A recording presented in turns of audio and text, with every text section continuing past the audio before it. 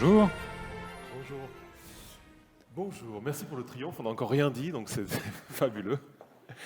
Je m'appelle Jules Grand-Cyr, Je m'appelle Romain Charles.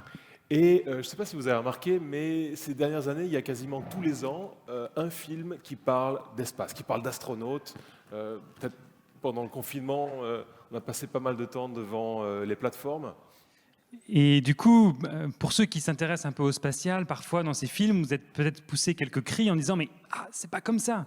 Et donc aujourd'hui, on aimerait vous parler d'un film qui, pour nous a touchés parce il était très ressemblant. Ce film, c'est Proxima, et on aimerait le comparer à Proxima, la mission. Donc Proxima le film, de Proxima le film à Proxima la mission. La mission de Thomas Pesquet, à laquelle Romain et moi avons participé, bien sûr. C'est vrai, c'est vrai. Voilà, pour ceux qui auraient loupé le Proxima. Et donc, Proxima, le film Proxima la mission, le top 5 des ressemblances hallucinantes entre le film et la réalité. Alors vous allez voir la première photo, vous voyez ici, c'est Luca Parmitano, qui a été commandant de la Station spatiale internationale, qui regarde, lui, le film depuis l'espace. On le voit bien, il est en train de flotter là dans la station spatiale et il regarde Eva Green sur l'écran, qui joue le rôle d'une astronaute européenne. Une astronaute européenne qui s'entraîne à Cologne, dans ce centre ici, le Centre européen des astronautes. Voilà, c'est le centre où on a travaillé avec Jules. Ce centre européen, centre d'entraînement des astronautes. On voit même nos bureaux, tu vois, Romain, tu te rappelles? C'est vrai, sur la gauche, là-bas, tout au bout. Enfin, nos anciens bureaux. Nos anciens bureaux. Et donc, ce centre d'entraînement qui se trouve à Cologne, en Allemagne, tous les astronautes du monde entier qui vont dans la Station spatiale internationale passent par Cologne pour s'entraîner sur la partie européenne de cette station. En particulier, cette partie européenne, c'est le module Columbus. Et donc, voilà, ça c'est là où on a travaillé. Et donc pour la première fois, quand Alice Winocourt, la réalisatrice du film Proxima, est venue nous voir, on a proposé pour la première fois d'organiser un tournage de film dans les véritables lieux d'entraînement des astronautes à Cologne en Europe, à l'ESA. Et vous voyez sur la photo ici, on voit même Alice Winocourt au centre, là, avec un espèce de pull à capuche blanc, le premier jour du tournage. Et les autres personnes que vous voyez, c'est les gens de l'équipe du film, mais aussi des collègues à nous qui ont joué leur propre rôle ou alors qui étaient figurants sur le film. Et pour ceux qui ont l'œil, vous voyez sur la gauche de l'image les modèles dans lesquels s'entraînent les astronautes. Alors là, on voit une personne qui se trouve devant un SAS. Ça, c'est l'entrée du node 2 de la Station spatiale internationale. Sur la droite de cette entrée, vous avez le module japonais qui s'appelle Kibo. Et pour ceux qui ont... Bon, ça va, avec cette taille, vous le voyez assez bien. On voit le début du module Columbus dans lequel s'entraînent les astronautes à Cologne. Et alors, il y a un autre endroit qu'on voit réellement dans ce film, c'est Baïkonour. Et Baïkonour, c'est là d'où les fusées partent. Donc là, on a une photo où on reconnaît bien qui est sur la photo. Qu'est-ce qu'on voit ici, Romain? Donc on voit bien Romain Charles avec la... Voilà, et Jules Grand-Cyr qui tient l'appareil. Et donc, en fait, Baïkonour est assez central dans le film. Et Baïkonour, c'est un lieu que l'on connaît grâce aux campagnes de lancement. À chaque fois qu'un astronaute part dans l'espace, il part d'un site de lancement. Et ces dernières années, c'était beaucoup le cosmodrome de Baïkonour. Et de par notre travail, on était présent pour cet événement. Alors, Et donc là, on a là un peu de tourisme, mais en fait, tu peux nous expliquer un petit peu ton travail oui, alors bon, c'est vrai qu'on fait un peu les fous sur cette photo, mais sur ce lieu, mon travail est d'être le support des astronautes, et en particulier de leur famille, leurs proches, leurs époux, épouses, leurs enfants. D'ailleurs, on voit un petit peu là, tu vois, sur la partie droite de la photo, on voit c'est la grand-mère de l'astronaute qui va partir 2-3 jours après, Exactement. avec les cheveux blonds, là, qui regarde, un peu ébloui par le soleil, la fusée qui est en train d'être érigée sur son pas de tir. La fusée. Parce qu'en fait, là, ce moment-là, c'est ce qu'on appelle le roll-out. C'est la première fois, la fusée, en fait, est emmenée depuis le hangar jusque sur le pas de tir. Et c'est la première fois que la famille va voir physiquement cette fusée qui va bientôt partir dans l'espace. Et il faut s'imaginer que ça fait déjà plusieurs jours qu'ils sont en déplacement. Et il y a beaucoup de traditions. Ils ont passé 3 jours à Moscou, donc la famille se rassemble à Moscou. C'est déjà un choc culturel. Ensuite, plusieurs traditions. Ils viennent à Baïkonour. On arrive en général assez tard. Il y a le décalage horaire. Et très tôt le matin à Baïkonour, donc pour l'horloge interne, c'est en plein milieu de la nuit. Tout le monde rentre dans des bus et on va s'arrêter au milieu des steppes. Il y a une voie ferrée qui passe, une route qui la croise. Et c'est là où se passe ce roll-out. Et c'est là où, en fait, tout prend sens. C'est là où ils voient pour la première fois cette fusée. Et donc effectivement, ce vol dont on parle pendant tout l'entraînement, pendant les 2 ans de l'entraînement, avec la famille, avec ses amis proches, eh bien c'est la première fois où ce groupe d'individus peut voir, vraiment peut quasiment toucher la fusée. Et dans ce film, on voit ce moment-là aussi où elle tient sa promesse. Je ne vais pas divulgacher la fin du film, bien sûr, mais elle arrive à emmener sa fille pour voir la fusée. Et on voit ici la fusée sur le Patir. Ce n'est pas une maquette, ce n'est pas tourné en studio, c'est vraiment sur le lieu à Baïkonour. Ce n'est pas la fusée qu'on a vue à l'image précédemment, mais c'est une véritable fusée qui va emmener quelques jours plus tard, certainement le lendemain en fait, des astronautes vers la station spatiale internationale. Alors il y a d'autres moments, comme ça tu parlais de tradition romain, à Baïkonour avant de partir, il y a effectivement tout un tas de choses qui se passent toujours pareil, pour nous bien sûr, qui avons un petit peu l'habitude, mais pour les gens qui sont là la première fois, c'est très déroutant. Il y a un moment qui est particulièrement émouvant, c'est celui qu'on voit ici à l'image. Et ça, c'est ce qu'on appelle le crew walk-out. Donc, c'est la sortie des astronautes où la famille peut, pour la dernière fois, leur dire au revoir. C'est-à-dire que c'est la dernière fois qu'ils voient physiquement l'astronaute avant que ce dernier ne parte pour l'espace. Et c'est un moment qui est difficile parce que l'astronaute est en quarantaine, donc la famille ne peut pas vraiment l'approcher. Ils attendent que l'astronaute soit dans le bus pour pouvoir s'approcher le plus proche possible et mettre une main. Et il faut imaginer qu'il y a toute une foule autour, donc c'est privé, mais c'est aussi public. C'est un moment assez unique pour les familles. Et donc vous voyez ici, c'est Tim Peake, l'astronaute de l'ESA, l'astronaute britannique de l'ESA, qui part. Et cette photo était prise par nous-mêmes. Et c'est un moment qu'Alice Winocourt, dans son film, a très bien reproduit. Hop, j'ai passé trop vite. Ici, effectivement, on voit que les astronautes partent pour le Patir et le dernier petit geste avec son enfant avant de partir. Non, vraiment, voilà, en regardant le film, on s'imagine tout à fait être à Baïkonour. C'est exactement de la même façon que tout ça se passe. Et on voit déjà aussi le détail apporté au costume. Ça, c'est quelque chose souvent qui me fait mal à la tête à force de lever les yeux au ciel quand je regarde parfois certaines séries ou certains films. Hein. Tu ne veux pas les nommer? Non, pas de nom.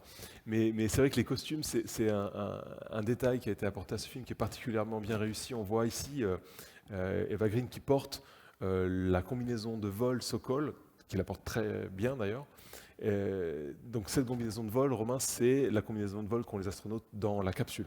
C'est ça, la combinaison Sokol est en fait une combinaison qui est pressurisée. Donc, s'il y a une fuite dans la capsule, ils peuvent survivre au vide de l'espace.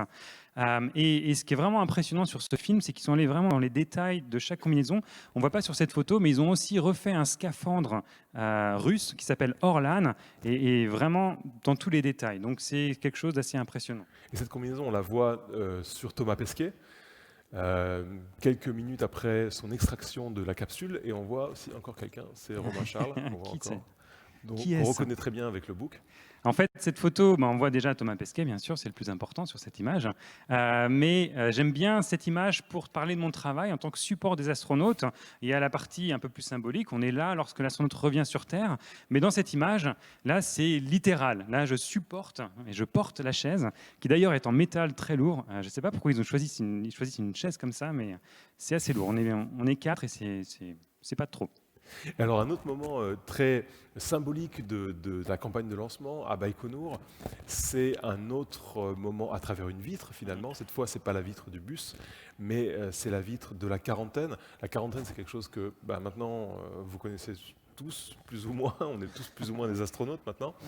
Et ça, c'est quelque chose qui est vraiment très important avant de partir. Un astronaute, avant de partir, il est là en quarantaine pendant 2 ou 3 semaines. Et la famille arrive au dernier moment. Il y a toujours ces moments qu'on voit très bien reproduits dans le film, ces moments un petit peu bizarres aussi. vraiment bizarre. Et ça, très bien retranscrit dans le film. Je l'ai vécu avec ces familles. En fait, il faut imaginer, ils viennent voir leur père, leur mère, en particulier les enfants, mais il y a une vitre, ils ne peuvent pas les approcher à cause de cette quarantaine. Et donc, il faut qu'ils parlent dans un micro, mais c'est pas évident. C'est pas évident. Tout est bizarre, tout est différent dans ce lieu. Et donc, on le voit dans le film. Il y a un petit retard au démarrage et en fait, c'est juste, faut s'y habituer, mais le tout début, chaque famille, c'est pareil, on ne sait pas trop quoi dire. Lorsqu'on donne un micro aux enfants pour parler à leur père, à leur mère, ils disent bonjour, ils ne savent pas comment réagir. Et s'ils peuvent venir une deuxième fois, alors là, ça y est, c'est parti, ils racontent tout ce qu'ils ont dessiné, les petites fusées et tout. Donc ça se passe mieux, il faut s'y habituer. Ça, c'est une photo, c'est juste pour vous montrer, c'est une photo aussi d'une autre campagne de lancement.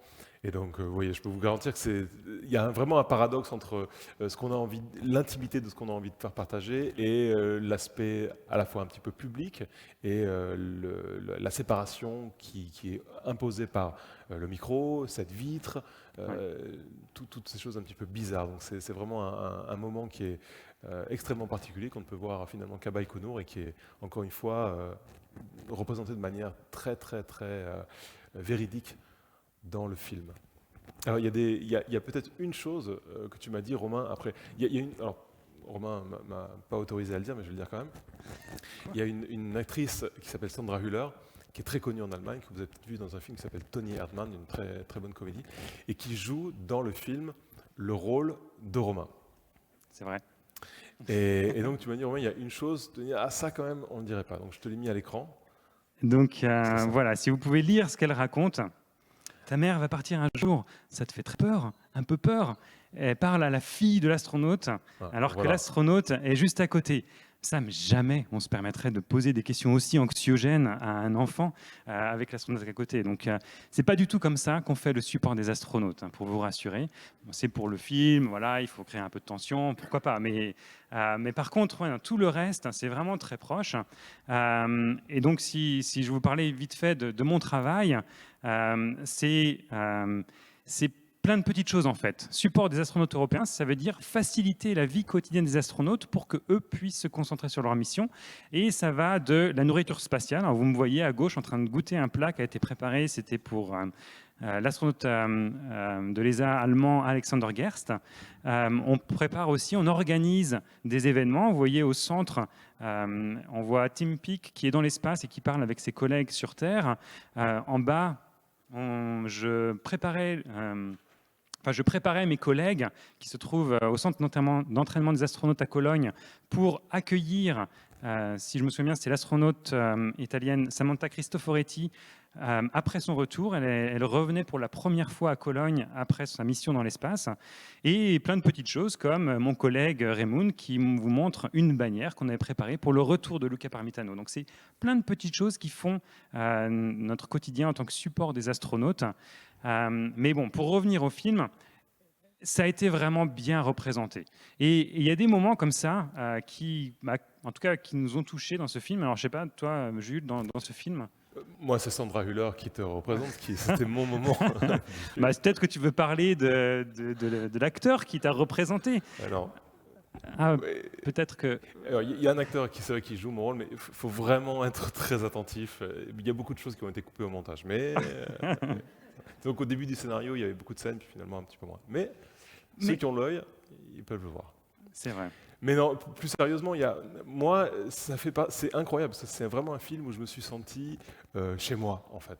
Où les gens du spatial se sont vraiment sentis chez eux. Et il y a particulièrement une image que je vous ai amenée qui fait partie de la bande-annonce, en fait, du film. Et cette image, c'est à Baïkonour. C'est très précisément entre la ville de Baïkonour et le cosmodrome. Dans une campagne de lancement, on fait ce trajet des dizaines de fois dans un petit van. Souvent, on est complètement groggy de nuit trop courte. On est cassé. On est cassé. Et ce paysage désertique défile et on voit au loin des espèces de stations de relais, d'autres bâtiments désaffectés. C'est un paysage absolument irréel. Et comme on fait très souvent ce trajet, c'est quelque chose qui nous reste vraiment en mémoire, cette ambiance.